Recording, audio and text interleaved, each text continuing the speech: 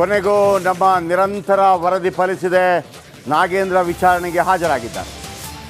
ನಾಗೇಂದ್ರ ವಿಚಾರಣೆಗೆ ಹಾಜರ್. ಈಗ ದದ್ದಲ್ ಅವರನ್ನು ಕೂಡ ವಿಚಾರಣೆಗೆ ಕರೀತಾರೆ. ವಿಚಾರಣೆಗೆ ಯಾವಾಗ ಬರ್ತಾರೆ ಆಲ್ರೆಡಿ ನೋಟಿಸ್ ಕೊಟ್ಟಿದ್ದಾರೆ.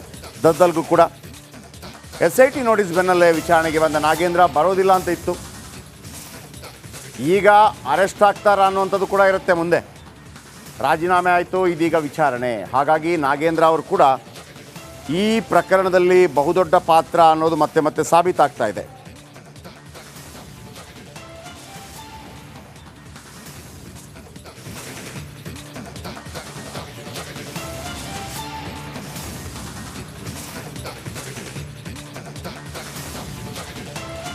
SIT ವಿಚಾರಣೆಗೆ ನಾಗೇಂದ್ರ ಹಾಜರಾಗಿದ್ದಾರೆ. ನಾಗೇಂದ್ರ ಈ ಇಲಾಖೆಯ ಸಚಿವರಾಗಿದ್ದರು. ತಮ್ಮ ಸ್ಥಾನಕ್ಕೆ ಈಗಾಗಲೇ ರಾಜೀನಾಮೆ ಕೊಟ್ಟಿದ್ದಾರೆ. ಹಣದ ದುರುಪಯೋಗದ ಹಿಂದೆ ಸಚಿವರ ಪಾತ್ರ ಇದೆ ಅನ್ನುವಂಥ ಭಾಳ ದೊಡ್ಡ ಕೂಗು ಕೇಳಿ ಬಂದಿತ್ತು. ಹಾಗಾಗಿ ಇವರ ವಿಚಾರಣೆ ಭಾಳ ಪ್ರಮುಖವಾಗಿರುತ್ತೆ. ಇವರನ್ನು ಅರೆಸ್ಟ್ ಯಾಕೆ ಮಾಡಿಲ್ಲ ಅಂತೇಳಿ BJP ಭಾಳ ದೊಡ್ಡ ಕೂಗನ್ನು ಕೂಡ ಎಬ್ಬಿಸಿತ್ತು.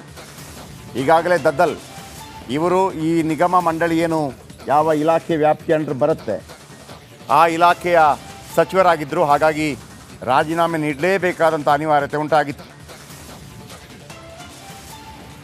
ಕೊನೆಗೂ ನಮ್ಮ ನಿರಂತರ ವರದಿ ಫಲಿಸಿದೆ. ನಾಗೇಂದ್ರ ವಿಚಾರಣೆಗೆ ಹಾಜರಾಗಿದ್ದಾರೆ. ನಾಗೇಂದ್ರ ವಿಚಾರಣೆಗೆ ಹಾಜರ್. ಈಗ ದದ್ದಲ್ ಅವರನ್ನು ಕೂಡ ವಿಚಾರಣೆಗೆ ಕರೀತಾರೆ. ವಿಚಾರಣೆಗೆ ಯಾವಾಗ ಬರ್ತಾರೆ ಆಲ್ರೆಡಿ ನೋಟಿಸ್ ಕೊಟ್ಟಿದ್ದಾರೆ. ದದ್ದಲ್ಗೂ ಕೂಡ SIT ನೋಟಿಸ್ ಬೆನ್ನಲ್ಲೇ ವಿಚಾರಣೆಗೆ ಬಂದ ನಾಗೇಂದ್ರ ಬರೋದಿಲ್ಲ ಅಂತ ಇತ್ತು.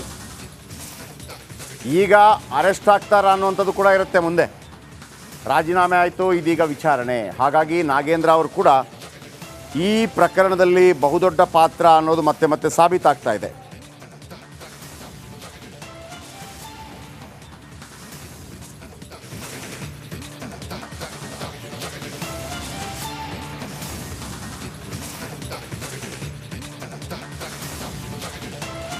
SIT ವಿಚಾರಣೆಗೆ ನಾಗೇಂದ್ರ ಹಾಜರಾಗಿದ್ದಾರೆ.